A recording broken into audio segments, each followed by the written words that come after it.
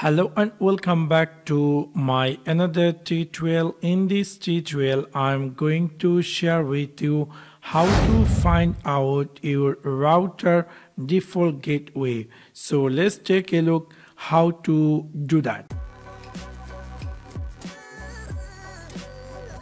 Maybe somehow or some cases you're looking for how to find our default gateway in your router. In order to do that, it's really very easy and simple.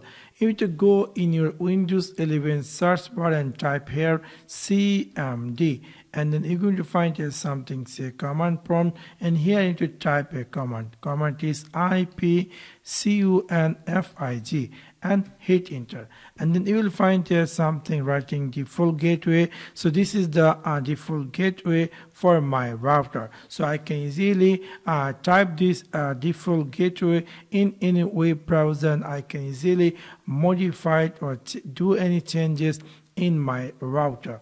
Also, there's another way to find out default gateway. You can go in your Windows 11 start menu, right click over on it, click here settings. After click over settings, in the left side you will find here something say network and internet. Simply click over there.